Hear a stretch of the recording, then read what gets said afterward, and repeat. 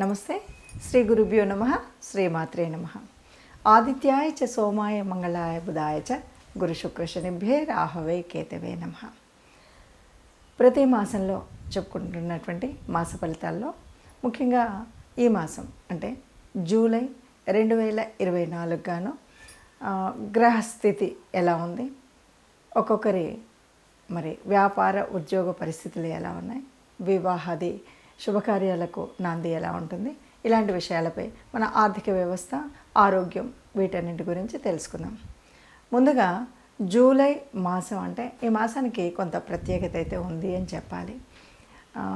మనం ఆంగ్ల ప్రకారంగా ఆంగ్ల తేదీల ప్రకారంగా చూసుకున్నప్పటికీ మనకు వచ్చేటువంటి మాసాలు అయితే మనకు జూలై అనగానే ఆషాఢ మాసం వచ్చేటువంటి పరిస్థితి. మరి ఈ మాసంలో ప్రత్యేకించి కొన్ని మార్పులు, అంటే ఇందులో ప్రత్యేకించి జరిగేటువంటి మార్పుల్లో మొదటిది తొలి ఏకాదశి అనేటువంటి పండగ రావడం.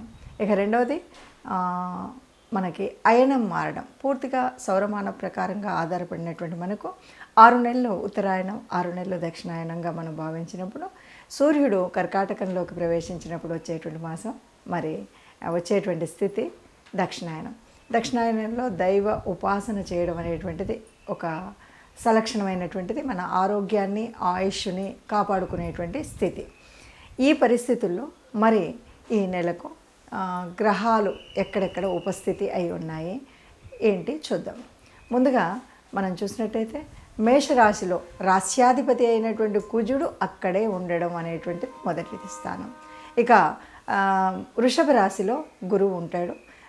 గురువు ఉన్నప్పటికీ 12వ తారీఖుకి మరి ఇదే కుజుడు గురువుతో కలవడం, ఇక్కడ మనకి గురుమంగళ యోగం కూడా ఏర్పడేటువంటి ఒక శుభకరమైనటువంటి పరిస్థితి కనిపిస్తుంది.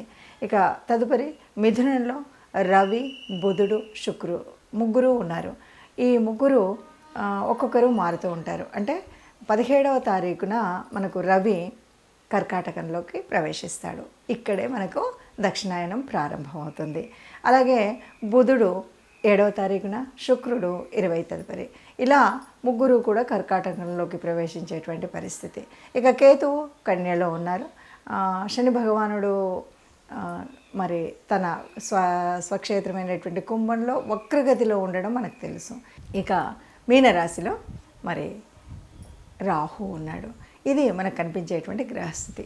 ఇలాంటి పరిస్థితుల్లో ఒక్కొక్క రాశికి కాను ఎలా ఉంటుంది అంటే ఈ 12 ద్వాదశ రాశుల్లో కూడా ఉన్నటువంటి గ్రహస్థితిని బట్టి ఏ రాశి వారికి ఈ రాశిలో ఎలా ఉంటుంది, ఈ నెల కాలం ఈ పరిస్థితి అన్నది తెలుసుకుందాం. ముందుగా మేషరాశి వారికి ఈ మాసంలో ఎలా ఉంది అని చూసినట్టయితే మనం చూస్తే రాశిలోనే రాష్ట్రాధిపతి అయినటువంటి కుజుడు ఉన్నాడు. ఎప్పుడైనా సరే రాశిలో రాష్ట్రాధిపతి ఉన్నప్పుడు తనకంతా కూడా లాభంగానే ఉంటుంది. ఇది మొదటి వాక్యం. అట్లాగే ఏది చేయాలన్నా ధైర్యం ఉంటుంది, స్థైర్యం ఉంటుంది, ఏ పనినైనా చేయగలుగుతారు. ఇక ద్వితీయంలోకి వచ్చేసరికి గురువు ఉన్నాడు. గురువు వల్ల ఎందుకంటే అది ధనస్థానం, వాక్స్థానం. మీరేది చెప్తే అది నలుగురు వినగలుగుతారు, మీరు ఏది మాట్లాడితే అది అందరూ వినగలుగుతారు. అట్లాగే అందులో ధనస్థానం వల్ల మీకు ఎలాంటి ఒక ఇది రాకుండా, అంటే నాకేదో డబ్బు లేదు, చేతిలో డబ్బు అందలేదు అనేటువంటి విషయం కాకుండా ఆర్థికంగా సర్వసమృద్ధిగా ఉండగలిగేటువంటి పరిస్థితి అయితే ఉంటుంది. ఇక చతుర్థంలో 3 గ్రహాలు ఉన్నప్పటికీ కూడా మళ్ళీ అవి మారుతూ ఉన్నాయి పంచమంలోకి.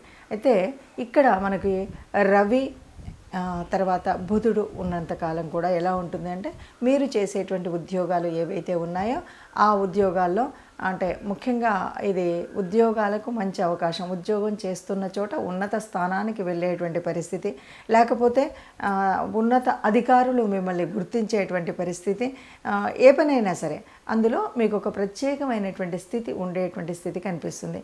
ఇక పంచమంలోకి మరి బుధుడు వచ్చినప్పుడు సంతానం రీత్యా కూడా, అంటే ఇక్కడ శుక్రుడు కూడా కలిసి ఉండడం వల్ల ఈ సత్ఫలితం కనిపిస్తుంది. తర్వాత పంచమంలోకి వెళ్ళినప్పుడు సంతానానికి కూడా ఆ విద్యాభివృద్ధి, సంతానాభివృద్ధి అనేటువంటిది కనిపిస్తుంది. ఇక్కడ మనం చెప్పుకోవచ్చేది ఒకే ఒక్క విషయం వీరికి ఏంటంటే, ఈ రాశి వారికి ముఖ్యంగా మీరు ఏదైనా ఎవరికైనా అగ్రిమెంట్స్ మీద కానీ ఇంకేదైనా సంతకాలు పెట్టేటప్పుడు కానీ కాస్త జాగ్రత్తగా ఉండడం అనేటువంటి విషయం మాత్రం మీరు తరిచి చూసుకోవాలి. అంటే చాలాసార్లు మన స్నేహితుడే కదా, మన వాళ్ళే కదా, బంధువులే కదా అని ఆలోచిస్తూ చూపెట్టేటువంటి సమయంలో ఇది చాలా జాగ్రత్తగా పెట్టుకోవాలి. ఇక దీంతో పాటు రెండవ విషయం ఏంటంటే, మీరు ఎవరితోనైనా మాట్లాడుతున్నప్పుడు కొద్దిగా మాట్లాడేటప్పుడు మాత్రం జాగ్రత్తగా ఉండాలి.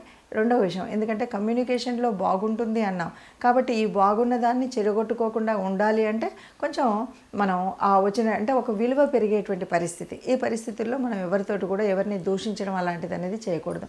అలాగే డబ్బు ఎంత వస్తున్నప్పటికి కూడా ఖర్చు ఎక్కువగా అయ్యేటువంటి పరిస్థితి ఉంటుంది కాబట్టి ఇలాంటి రాకుండా ఉండే విధంగా చూసుకోండి. ఇక ముఖ్యంగా ఆరోగ్యరీత్యా కనుక చూసినట్లయితే కొద్దిగా మోకాళ్ళు ఇలాంటివి నొప్పులు వచ్చేటువంటిది లేదా చికిత్సకు వెళ్ళేటువంటి పరిస్థితి అయితే కొంచెం కనిపిస్తుంది. అది కొంచెం జాగ్రత్త చేసుకున్నట్టయితే బాగుంటుంది. ఇక విద్యా విషయంలో ప్రభుత్వం నుండి ఏదైనా పొందేటువంటి సహాయాలు అంటే చదువుకునే పిల్లలకి స్కాలర్షిప్ లాంటివి కానీ, ఉద్యోగాల్లో ఉన్నటువంటి ప్రభుత్వ ఉద్యోగాల్లో ఉన్నటువంటి వారికి ఉన్నత స్థాయి అంటే ఇంక్రిమెంట్స్ ఇలాంటివి కానీ వచ్చేటువంటి అవకాశం అయితే కనిపిస్తుందండి. ఇప్పటి వరకు మనం చూసినటువంటి ఈ గ్రహ పరిస్థితుల మూలంగా ఒక్కొక్క రాశికి ఉన్నటువంటి స్థితిగతుల మూలంగా ఏది ఏమైనా మనం చెప్పుకునేటువంటిది ఒక విషయం ఎప్పుడు చెప్పుకుంటున్నట్టుగానే మనకు ఇదంతా కూడా గోచార రీత్యా. ఈ గోచార రీత్యా అందరికీ ఇలాగే జరుగుతుందా అన్నప్పుడు కోటాను కోట్ల మంది ఉన్నటువంటి వాళ్ళల్లో అందరికీ ఇలాగే జరుగుతుంది అని చెప్పాం. కానీ దాదాపుగా మనకి ఒక 30% వరకు కనిపిస్తుంది. అయితే మరి ఎందుకు చెప్పుకోవాలి అన్నప్పుడు మాత్రం మనం ఒక మాట చెప్తూ ఉంటాం. అందరికీ వారి జన్మ కుండలి కనుక తెలిసినట్టయితే దాని ప్రకారంగా మనం చూసినట్టయితే ఇప్పుడు ఈ మాసంలో ప్రత్యేకించి మనకు ఒక యోగం గురించి చెప్తున్నాం. మొన్నటి వరకు బుధాదిత్య యోగం అని ఎలాగన్నామో ఇప్పుడు మనకి గురుమంగళ యోగం అని చెప్తున్నాం. ఈ యోగం ఉన్నటువంటి కాలంలో మనం దాన్ని ఎలా చేయాలి, ఏం చేయాలి అనేటువంటి పరిస్థితి. అంతేకాదు మరి ఈ మాసంలోనే మనకు ప్రారంభమయ్యేటువంటి దక్షిణాయన కాలం, ఇందులో కూడా మనము ప్రత్యేకించి మనం ఇంటి ఇలవేల్పును కానీ కులదేవతను కానీ నిత్యం ప్రార్థించినట్టయితే మనకు ఉన్నటువంటి అనేక గ్రహదోషాలు కూడా తొలగిపోయేటువంటి అవకాశం ఉంది. అందువల్ల మీకున్నటువంటి గ్రహ పరిస్థితిని చూసుకొని మనం ఏం పరిహారం చేసుకోవాలి. ఏం పరిహారం చేసుకోవాలి అన్నప్పుడు ముఖ్యంగా ఇప్పుడు వచ్చేటువంటి కాలం కూడా దేవతలకు నిద్రాణ స్థితి కాబట్టి మనం ఎంతసేపు దేవత ఉపాసన చేయడం, దేవతల్ని ప్రార్థించడం, అందులో ముఖ్యంగా మీ ఇష్టదేవత ఆరాధన లేకపోతే కులదేవత ఆరాధన అనేది మర్చిపోకుండా చేయడం. దానితో పాటు ఆరోగ్యం సరిగ్గా ఉండాలి అనేటువంటి వాళ్ళందరూ కూడా ఎవరైనా అనారోగ్యంతో ఉన్నటువంటి వారు కానీ ఇప్పుడున్న వాళ్ళు ఆరోగ్యాన్ని సమతుల్యంగా ఉంచుకోవాలనుకునేటువంటి వారు కానీ ప్రత్యక్ష సూర్యనారాయణుడు మర్చిపోకుండా ప్రార్థించడం, సూర్య నమస్కారాలు చేయడం, ఆదిత్య హృదయం వినడం, ఇవి ఈ మాసమంతా తప్పనిసరిగా చేయాలి. ఈ మొదటి పక్షంలో చేయాలి, రెండవ పక్షంలో చేయాలి. ఇందులో ఎలాంటి అది లేకుండా మీరు నిత్యం చేయడం. ఇంకా వీలైతే కనుక ముఖ్యంగా చెప్తూ ఉంటారు ధ్యానం అంటుంటారు. ఎందుకంటే ప్రశాంతంగా ఉండడం, మానసికంగా అల్లకల్లోలం లేకుండా మనం ఉండడం అనేటువంటిది ప్రత్యేకించి ఈ మాసం నుండి రాబోయే 4 మాసాల వరకు మనం చేయవలసినటువంటిది. ఎందుకు అంటే ఇక్కడ మనకి దేవతలందరూ కూడా నిద్రలోకి వెళ్తున్నారు అంటారు. అంటే ముఖ్యంగా స్థితికారకుడైనటువంటి విష్ణుమూర్తి నిద్రాణంలోకి వెళ్ళేటువంటిదే మనకు శయన ఏకాదశి. మరి ఇక్కడ నుండి అంతేకాదు దక్షిణాయన కాలం, ఇక్కడ అంతా కూడా సూర్యుడు భూగోళానికి దూరంగా వెళ్తాడు కాబట్టి సూర్యుడు తాను ఇచ్చేటువంటి శక్తిని ఇవ్వడు కాబట్టి మనకు అనేక రకాలైన అనారోగ్యాలు వచ్చేటువంటి సమయం కాబట్టి మనం ఈ పని చేస్తూ కొన్ని రెమెడీస్ మనకు అందులో ఎలా ఉన్నా మంచి చేసినా చెడు చేసినా గ్రహాల స్థితి ఎలా ఉన్నా కూడా కొన్ని రెమెడీస్ అయితే చేయాలి. ముఖ్యంగా విష్ణు సహస్రనామాన్ని వినడం, దాంతోపాటు గోశాలకి వెళ్ళడం, గోవులకి గ్రాసం తినిపించడం, ఇలాగే దానం, అలాగే మనం ఎప్పుడు కూడా ధ్యానం, ఈ రెండు కూడా ఈ 4 ఏళ్ల కాలానికి ఇది ఒకే రెమెడీ అండి. మనకు చేతనైనంత దానం చేయడం, ఏదైనా సరే ప్రశాంతంగా ఉంటూ ఇష్టం వచ్చినట్టుగా ఎక్కువ తక్కువగా మాట్లాడకుండా ఉండడం అనేటువంటిది మంచి రెమెడీగా మనం చెప్పుకోవచ్చు. ఈ రకంగా మనం చేసినట్టయితే అందరం సుఖంగా ఉంటాం, అందులో మనము ఉండాలని ఆశిస్తూ సర్వే జనా సుఖినో భవంతు.